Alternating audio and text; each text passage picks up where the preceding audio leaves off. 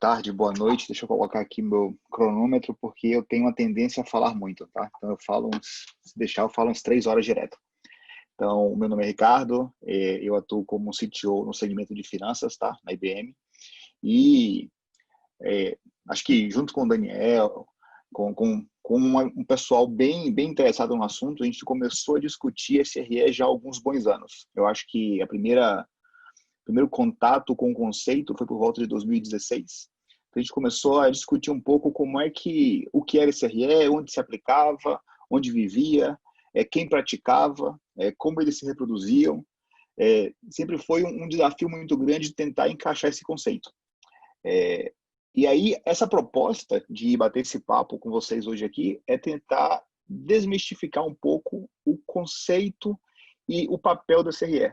Porque eu não sei vocês, eu já tenho quase 25 anos de estrada e eu acho que uma das características do nosso setor, né, como tecnologistas, como pessoas que trabalham com tecnologia, nós temos uma tendência a gostar de coisas complicadas e temos, à medida que a gente vai ganhando experiência, uma coisa acontece que é curioso. Além de gostar de coisas complicadas, nós também conseguimos dar explicações cada vez mais longas para as coisas, o que é uma coisa curiosa, né? Então, a ideia vamos explicar um pouco sobre a minha perspectiva pessoal, o meu aprendizado ao longo dos anos, estudando o tema de gerenciamento de sistemas complexos, e mais agora com foco não na empresa, não na organização, tá? No foco no indivíduo, tá? Como é que a pessoa, o indivíduo consegue se desenvolver para exercer de forma eficiente essa função, tá? E aí a ideia aqui é mostrar para vocês a minha perspectiva pessoal de qual o roadmap, né? Qual é a jornada de como é que esse roadmap consegue te ajudar a se tornar o SRE que você quer ser. Começando com 3 coisas, tá? O objetivo aqui é a gente falar de 3 coisas básicas. Por que nós precisamos de SRE? A segunda, desmistificando o papel, a função do SRE. E terminando, na minha perspectiva pessoal, e aí eu deixo claro logo na largada de que isso é uma perspectiva pessoal baseada em observações que eu tenho feito na indústria, a experiência pessoal, quais são os 5 principais skills que as pessoas deveriam desenvolver ou deveriam ter muito bem desenvolvidas para que elas sejam SREs eficientes. Então vamos lá. Aí eu queria compartilhar com vocês uma história que eu achei particularmente curiosa. Eu já tive a oportunidade de participar de uns 3 ou 4 SREcon, né? É uma conferência que acontecia, né? Por conta da pandemia, esse ano não ocorreu. Ela ocorre em 3 geografias, uma vez por ano. Então tem a SREcon Américas, Europa e Ásia e Pacífico. Eu consegui participar de 3 ou 4 instâncias da conferência. E eu consegui ver a evolução do conteúdo apresentado nessas conferências e a quantidade de pessoas que começavam a compartilhar, começavam a frequentar essas conferências. A primeira conferência, ela tinha por volta de 400, 500 pessoas. A última que eu participei, que foi na Irlanda, eu acho que eles tiveram quase 1.200 pessoas. Então, existe um interesse muito grande. E se vocês olharem, muita gente começou a colocar no LinkedIn os títulos, né? SRE. Então, eu sou um Site Reliability Engineer. Por quê? Isso chama muita atenção, isso gera bastante oportunidade de emprego, gera bastante interesse. E uma pesquisa feita no ano passado mostra que a função é um dos empregos, né? Dos cargos em tecnologia mais bem pagos, tá? Da atualidade. E aí, nessa conferência, essa última foi muito curiosa, porque na abertura, o Keynote perguntou, né? Quem sabe o que é SRE? Então, assim, a grande maioria, se não 100%, levantou a mão. Então, eu sei o que é SRE. Então, o conceito, ele ficou muito bem difundido. Na sequência, ele perguntou, você se considera um SRE? E aí foi curioso, quase ninguém levanta a mão. As pessoas, de fato, existe uma confusão muito grande ou elas se sentem intimidadas. Ninguém respondia, tá? Eu olhei assim para trás, eu estava sentado bem na frente da conferência, e se 1 ou 2 pessoas levantaram a mão, foi muito, tá? Então, as pessoas não conseguem se identificar como SRE. Então, eu comecei a pensar e refletir sobre esse assunto, né? E aí eu acho que tem 3 aspectos importantíssimos para endereçar ou para tratar, para a gente conseguir, de fato, é, habilitar as pessoas a exercer essa função. Até porque eu, muito particularmente, eu acredito que nós vamos precisar de muitas pessoas com este tipo de habilidade, com este tipo de skill, com o tempo. Eu acredito também que o nome da função vai mudar, né? Acho que não existirão mais Site Reliability Engineers ou engenheiros de confiabilidade. Isso é uma visão pessoal. Eu acho que a disciplina, sim, vai continuar existindo. O papel com esse nome deve mudar. Vai virar o que nós somos hoje, os especialistas, os IT specialists, os especialistas em tecnologia. Então, eu comecei a olhar sobre essa perspectiva, né? Como eu falei, eu não quero olhar sobre a perspectiva da empresa, quero olhar sobre a perspectiva do indivíduo. E aí tem um fenômeno, que eu não sei se vocês já ouviram falar, chamado de FUD, que é um fenômeno que realmente previne que as pessoas tomem decisões lógicas, que é Fear, Uncertainty e Doubt, né? O medo, incerteza e dúvida. E aí eu comecei a fazer essa reflexão olhando sobre cada uma dessas perspectivas. Então, se a gente olhar assim, o primeiro ponto, né? Por que nós precisamos de SRE? Então, a primeira dúvida é por que, de fato, eu preciso mudar a forma como eu gerencio meus sistemas? Porque qualquer mudança ela tem que ser, ou você internamente decide que precisa mudar, é o que é mais raro, ou algum fenômeno externo te motiva ou te impulsiona a mudar. Por que eu preciso mudar? E eu comecei a fazer uma reflexão sobre o que é normalmente o cenário de uso de tecnologia nas empresas, tá? E as empresas mais modernas, as empresas que já nasceram quando o cloud estava disponível, elas têm uma configuração diferente. Se a gente começa a olhar empresas mais tradicionais, elas têm uma configuração que hoje ainda primariamente, baseada em data centers próprios, né? Uma infraestrutura que a gente chama de infraestrutura on-prem, mas está tendo um movimento muito acelerado de migração para cloud. Então, se a gente olhar do lado esquerdo da tela, e aí eu comecei a fazer umas projeções, tá? Isso aqui é eu usando bola de cristal.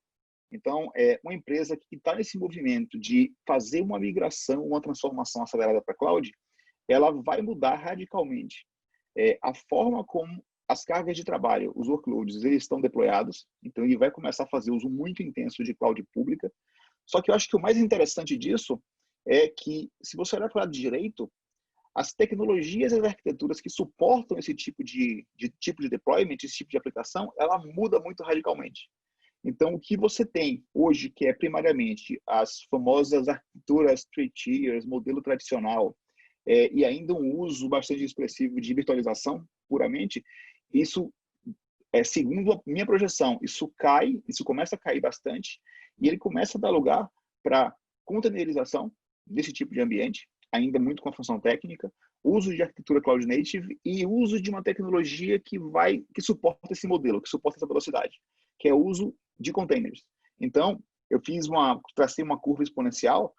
O uso de containers ele acelera muito e nos próximos anos, eu acredito que a gente vai ter da ordem de 5, 7, talvez 10 vezes maior a adoção de uso de containers pelas empresas. E isso é bom, porque isso traz bastante velocidade. Uma coisa que o Daniel falou, né? Como é que eu calibro essa questão de velocidade e qualidade?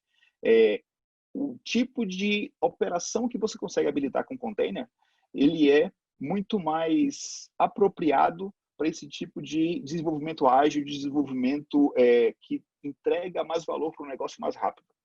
Só que isso tem uma contrapartida. A lógica operacional desse tipo de ambiente, ela é muito, muito mais fluida e ela é muito mais efêmera. Um estudo da Sysdig, tá? Que está disponível na internet, publicado em 2019, sobre containers, ele mostra que o tempo de vida de um container, de mais de 50% dos containers, o tempo de vida dele é de 5 minutos, é de menos de 5 minutos. Então, isso é uma coisa interessante, né? A nossa visão tradicional de infraestrutura, de entender como é que as coisas funcionam, ou de conseguir visualizar onde as cargas estão sendo executadas, ela muda completamente, porque a infraestrutura passa a ser mais efêmera e as coisas estão acontecendo e mudando o tempo inteiro. Os containers eles estão sendo iniciados, sendo desligados e mudando de host, então é muito mais dinâmico esse fluxo. E o próprio ciclo de vida das imagens do container, ele muda também muito rapidamente. Mais de 50% das imagens, elas são destruídas e recriadas em uma semana. Então, que tem é um data point, né, interessante para a gente entender que este tipo de tecnologia, ela é a base, a fundação para o desenvolvimento ágil. Então, se a gente olhar como o container é instanciado, eu acho que nem a propósito dessa conversa hoje, mas o container é instanciado a partir de uma imagem. E essa imagem que dá origem ao que está sendo rodado em produção ou nos vários ambientes é muito mais efêmero. Ela é recriada o tempo inteiro e a média, né, de mais de 50% dessas imagens, elas são substituídas dentro de uma semana. Então, ele torna esse ambiente muito, muito mais complexo. Então, existe um conceito que eu não sei se vocês já ouviram falar, que é o de Complex Adaptive Systems, sistemas complexos adaptativos.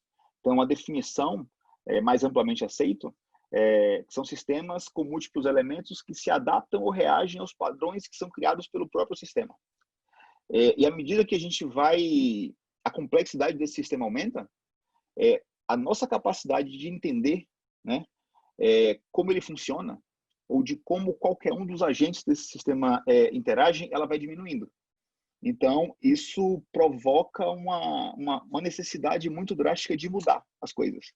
E não vamos se enganar, isso é a base, isso está se consolidando como a base de todas as tecnologias ou de todas as aplicações que suportam os negócios que nós vemos todos os dias. Então, esse tipo de arquitetura, esse tipo de sistema, ele está muito rapidamente passando a ser a base de toda a lógica de negócios da economia moderna.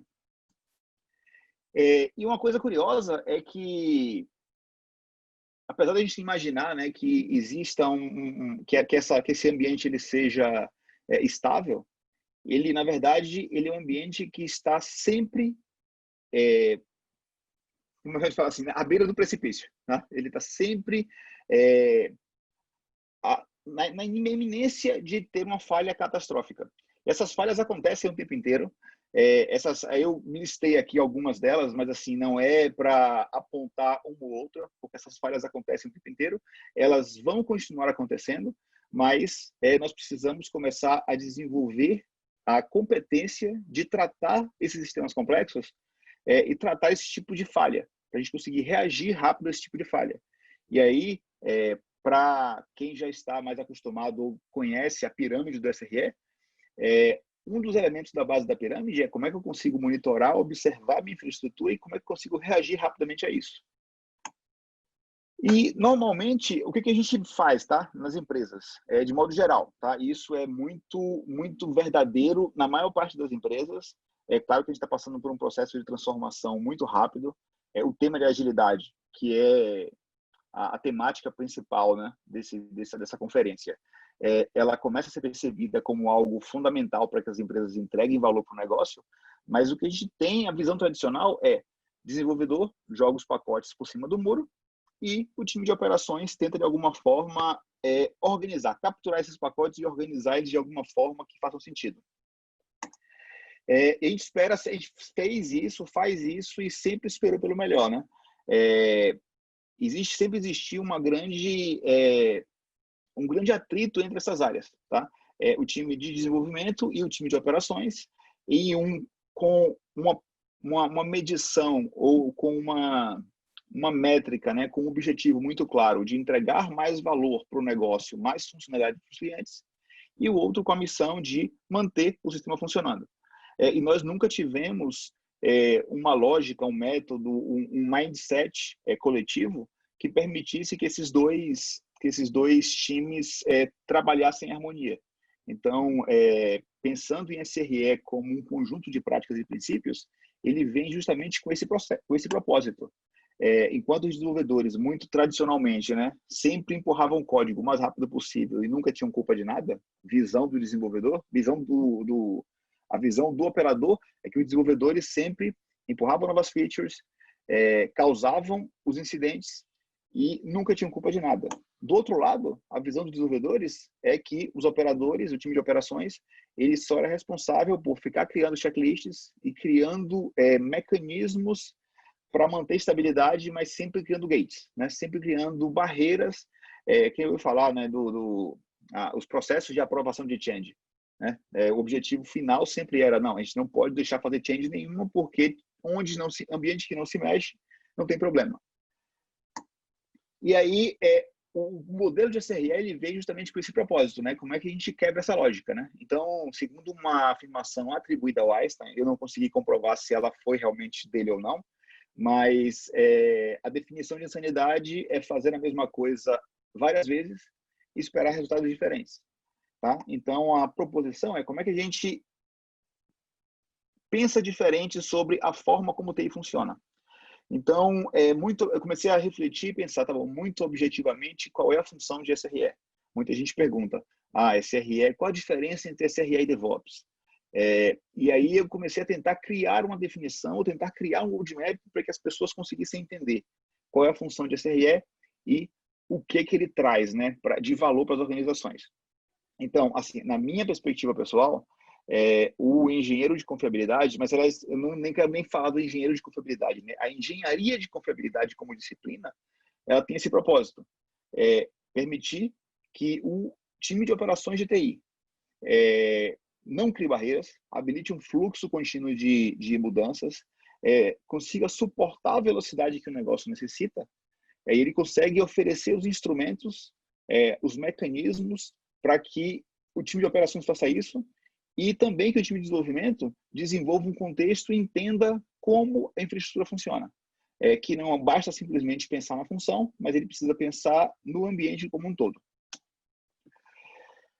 E aí, uma vez estabelecido o porquê precisa ser SRE, eu acho que isso aí ficou claro para mim, a forma como as empresas consomem tecnologia, ela é um precursor muito importante para agilidade. Então, assim, existem vários estudos que mostram que empresas que conseguem fazer uso melhor de tecnologia, conseguem assimilar e absorver tecnologia mais rapidamente, elas são mais ágeis e, ao ser mais ágil, até corroborando com um comentário do Fábio, ao ser mais ágeis, elas têm uma melhor performance financeira e elas têm uma melhor situação, uma melhor competitividade no mercado. Ela consegue fazer o que a academia chama de movimentos competitivos, né? Ela consegue reorganizar a cadeia produtiva para servir melhor os clientes. Então, se a gente pensar por que precisa mudar, é preciso mudar porque o tipo de aplicação e o tipo de ambiente de negócios que nós estamos vivendo hoje, nesse cenário de economia digital, ele requer esse tipo de mudança, ele requer esse tipo de velocidade. Então, conseguir fazer com que os times de operações e os times de desenvolvimento consigam trabalhar em conjunto e consigam entender qual é a fundação técnica que vai habilitar esse tipo de arquitetura é fundamental. Todas as empresas estão passando por esse tipo de dificuldade e conseguir desenvolver essas competências eu acho importantíssimo para a economia como um todo, é muito importante para que as empresas consigam realizar o benefício de transformação digital, né, os objetivos de transformação digital, e também eu acho que entender que competências desenvolver, que tecnologias estudar, que tipo de mindset desenvolver é importantíssimo para as pessoas, que elas consigam se desenvolver profissionalmente, que elas encontrem oportunidades de emprego, oportunidades de carreira que estejam alinhadas, que sejam coerentes com esse movimento de transformação digital ou de economia digital. Agora, com relação a desmistificar um pouco o papel, tá? A função. Quando a gente fala sobre esse conjunto de coisas, né, a gente fala de um monte de coisa que tem que mudar, de transformação digital, de agilidade, de habilitar um fluxo de valor, um fluxo de mudança mais rápido, é muito complicado. Isso é difícil. Eu não quero dizer assim, entender o conceito do que é SRE é fácil, né? É relativamente fácil. Muita gente já está estudando isso e tentando articular sobre isso há algum tempo. Mas o que significa isso? Porque quando a gente descreve uma pessoa que consiga navegar sobre esses dois mundos, que consiga entender como funciona a lógica do desenvolvedor da operação, é difícil, né? A gente, durante muito tempo, pensou no papel do desenvolvedor full stack. É o cara que consegue fazer tudo. Então, eu, em algumas apresentações, falou, então, eu preciso entender desde parto de pulga até atracação de navio, né? Preciso entender de absolutamente tudo em tecnologia para eu ser proficiente. Só que, como é que eu desenvolvo esse tipo de coisa?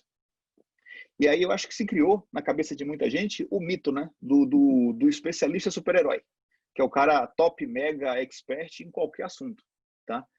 E o grande ponto da reflexão que eu comecei a fazer é que nós precisamos, em prol do desenvolvimento da carreira das pessoas, em prol do desenvolvimento desse tipo de habilidade que suporta as empresas, quebrar um pouco esse mito, tá? O engenheiro de confiabilidade ou a pessoa que trabalha com esse tipo de tecnologia, ela não é um super-herói, ela não precisa ser um super-herói. Existem algumas competências que elas se tornam agora mais relevantes, elas devem ser desenvolvidas com maior velocidade, mas, como eu falei no começo, ao longo do tempo, a função do engenheiro de confiabilidade, na minha opinião pessoal, ela deixa de existir. Nós vamos ter simplesmente o engenheiro de sistemas, o engenheiro de operações, e essas pessoas vão implementar esse conjunto de práticas e princípios. Para esse tipo de ambiente, isso vai passar a ser o normal, né? Eu escrevi um artigo há um tempo atrás e foi uma reflexão, né? Tecnologia ou novidade ou inovação só é inovação quando ela acontece depois que você nasce, né? Se a gente pensar assim, a caneta esferográfica é uma grande invenção, tá, da humanidade, permitiu uma transformação gigantesca na forma como as pessoas se comunicam, como elas transferem conhecimento, mas quando eu nasci, eu não sou tão novo, mas já existia a caneta esferográfica. Então, para mim, ela sempre fez parte da vida. E, então, no futuro, para esse tipo de ambiente, engenharia de confiabilidade, esse tipo de prática vai passar a ser a prática comum, tá? É o novo normal, é o novo paradigma para se desenvolver sistemas ou para se gerenciar sistemas complexos, sistemas que tenham aquela característica de serem sistemas complexos adaptativos, né, como eu tinha descrito antes. E aí tem um fenômeno psicológico muito interessante, que chama de o efeito Dunning-Kruger, que ele fala que se você olhar, por exemplo, o quanto de confiança você tem em determinado assunto no eixo Y e no eixo X colocar a sua sabedoria, né? O coletivo do seu conhecimento sobre o assunto e a sua experiência. Quanto menos conhecimento você tem, mais confiança você tem no assunto. Você, de fato, acha que você é muito bom naquilo. Então, assim, por não saber daquele assunto, você acha que é muito bom naquilo. Então, eu acho que isso reflete muito o momento que a gente está passando. E foi aquele começo, né? Quem sabe o que é SRE? Todo mundo levantou a mão, todo mundo colocou o título lá. Agora eu sou engenheiro de confiabilidade. Mas a gente está agora entrando no vale do desespero, né? Porque essas coisas são complexas, todo mundo tem o título de SRE, mas e agora? Eu vejo que tem muito mais nisso aqui do que eu tinha imaginado antes. Então, preciso agora aprender mais coisas, né? Sempre existe, como o Daniel falou na sessão passada, sempre existe oportunidade para aprender mais coisas. Então, eu acho que muitos de nós, e eu me coloco nesse mesmo grupo, tá? Está passando por esse vale de desespero, tá? Para entender de fato o que eu preciso desenvolver como competência para ter sucesso, até a gente conseguir chegar e de fato começar a ser produtivo com esse tipo de abordagem, tá?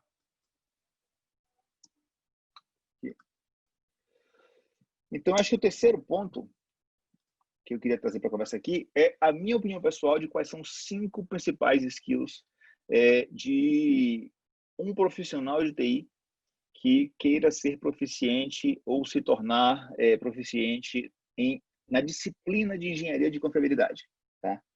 Então, assim, tem um monte de coisa a aprender.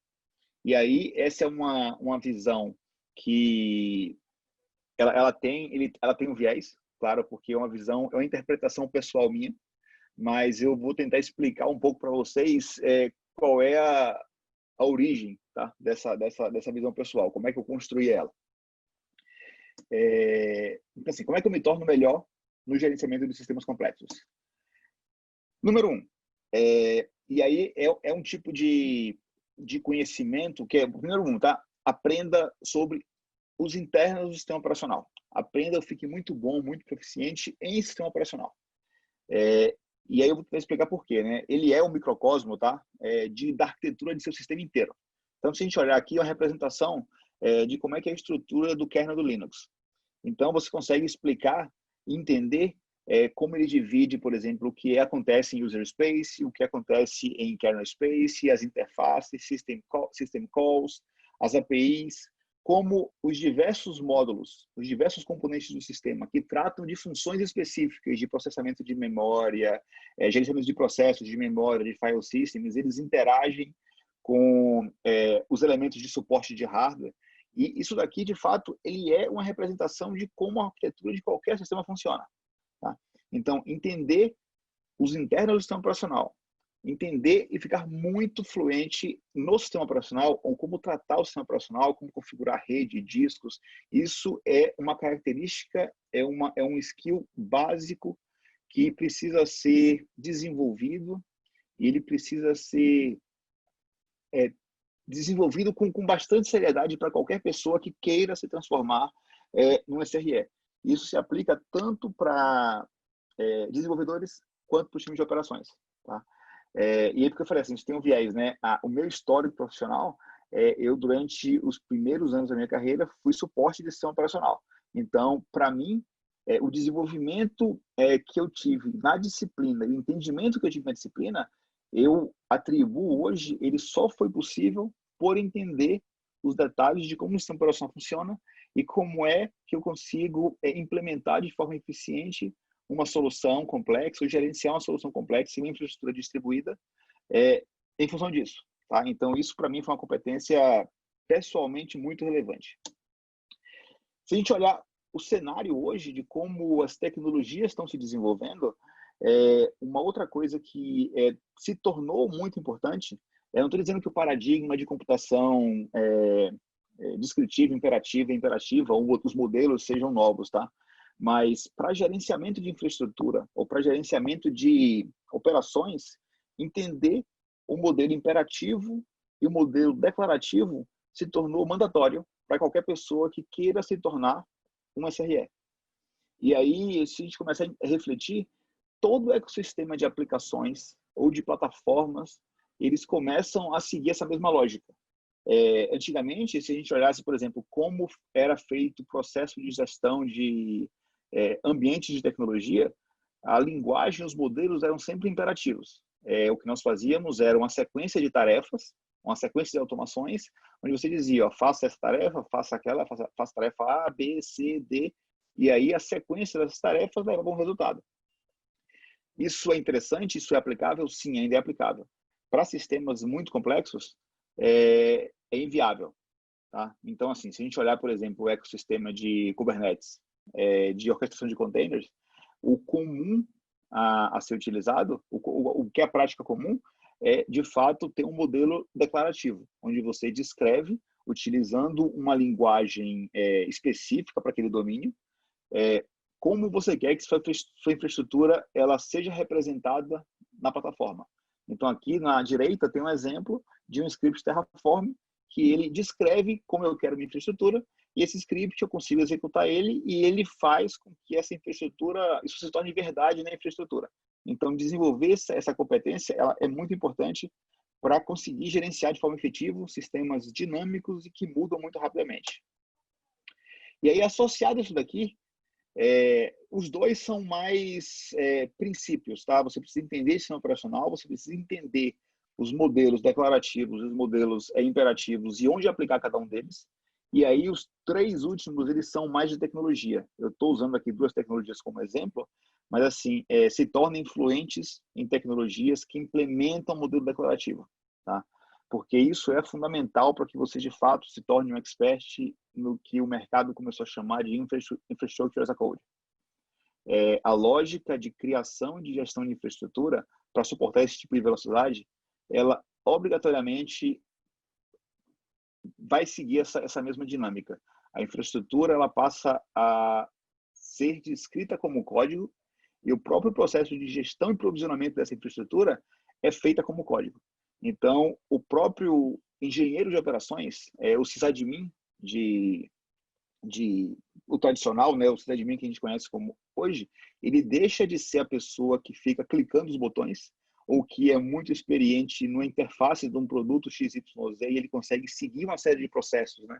Ele clica vários botões, ou ele executa vários comandos e no final ele provisiona a infraestrutura ou ele muda a infraestrutura e ele passa a ter que trabalhar com um conjunto novo de tecnologias e seguir uma lógica de trabalho diferente. Ele começa a obrigatoriamente ter que trabalhar com repositórios de código central, ele começa a entender ou precisa entender como é que funciona um pipeline DevOps, o que é um orquestrador de pipeline, porque isso tudo vai ser fundamental para que ele consiga fazer o trabalho dele de forma eficiente. O 4, entenda containers e sistemas ou tecnologias de orquestração de containers. Então, acho que é importante, como a gente falou de interna gestão operacional, para o desenvolvimento de um SRE efetivo, né, para esse tipo de sistema, entender containers desde a fundação básica, a história de como foi criado, entender sobre control groups, entender sobre namespaces, entender como é que funciona a estrutura de discos ou do file system de um container, e entender de fato que essas coisas estão conectadas, né? Como é que funciona, ou como é que a mecânica de funcionamento de uma plataforma de orquestração de containers, onde tudo que existe nessa plataforma, ou quase tudo, vou pegar o caso do Kubernetes, ele é representado como um recurso ou uma coleção de recursos, e a forma de interagir com ele é através de APIs. Então, as APIs que definem esses recursos, a forma de provisionar um container, a forma de instanciar uma aplicação é através do consumo de APIs ou do uso de APIs. Então, os SREs, que eles têm essa responsabilidade de manter o ambiente, eles precisam começar a desenvolver competências de programador, de desenvolvedor, e precisam não precisam virar um expert em desenvolvimento, mas eles precisam ter propriedade, se apropriar de um conhecimento, pelo menos de algumas linguagens de programação, as que hoje são muito mais divulgadas, né, dentro desse ecossistema, Go e Python, mas para que elas consigam fazer chamadas de API, entender como é que funciona uma API, como é que versiona uma API, o que é um recurso, o que é uma chamada, eu acho que isso é fundamental para desenvolver essa competência, tá? Seria o 4º tópico. E o 5º tópico tem muito a ver com DevOps, tem a ver com agilidade, entenda sobre o processo de continuous delivery, processo de continuous deployment e como gerenciar sua infraestrutura através da aplicação desse tipo de conceito de forma automatizada. Tá? E aí eu trouxe alguns exemplos. Eu pensei que daria tempo, mas eu acho que não vai dar tempo. Mas colocando a mão na massa, tá? Porque eu de fato acredito muito em compartilhar as coisas com exemplo. Então Ricardo, eu fiz. Oi. desculpa te atrapalhar, mas está atrapalhando já. Já estouramos 5 minutos. Aí Tá só bom, dá vamos uma pro final já. gerenciada, senão vai Tá bom, empurrar vamos pro muito final para já. frente. Mas assim, cara, é brilhante, brilhante. Que contribuição fantástica, bicho. Só tenta tomar um Não, cuidado eu só vou pra gente. rápido, eu vou rápido. Beleza. Então, assim, mas eu coloquei aqui, eu já imaginei, tá, que não ia chegar no final, não ia conseguir chegar lá. Então, assim, tem alguns exemplos de como você gerenciar código, gerenciar a infraestrutura como código. Então, fiz uma brincadeirinha, então tem uma definição da infraestrutura, mostra como é que é o processo funcionando, ou empurrando ou criando essa infraestrutura via um pipeline de DevOps, como é que isso funciona e como é que é provisionado, utilizando um orquestrador. E eu disponibilizei, tá? Então, a gente tem uma comunidade aqui no Brasil chamada SRE Brasil. Então, no GitHub dessa comunidade, esse código, ele tá lá, tá disponível. Eu não tive tempo ainda de criar a documentação de como fazer isso funcionar. Eu só tirei os prints que mostravam como é que isso funciona. É um to-do, tá? Vou ter que fazer isso daqui. E eu acho que só para encerrar, fazer um convite a vocês também, né? Então, a gente vai ter esse fishbowl hoje no final da noite, batendo um papo sobre SRE, sobre experiências, como desenvolver, o que desenvolver, e convidar vocês a se juntarem à comunidade, tá? É uma comunidade hoje com mais de 1.700 pessoas, tá? No Meetup. A gente tem um grupo também que está crescendo bastante, 215, 230 pessoas no Telegram e no LinkedIn, tá? Que a gente discute sobre o tema e eu acho que uma das coisas, muito assunto, é muita coisa para ser desenvolvida, mas eu acho que compartilhamento de informação, colaboração é a chave para a gente conseguir de verdade sair do outro lado. E aí eu vou encerrar por aqui e devolver para você, Fábio. Já estou eu tempo também. Boa, Ricardo. Obrigado, cara. Que contribuição fantástica, bicho. Que contribuição fantástica. Todo mundo aqui te agradecendo aqui, dando parabéns pela contribuição.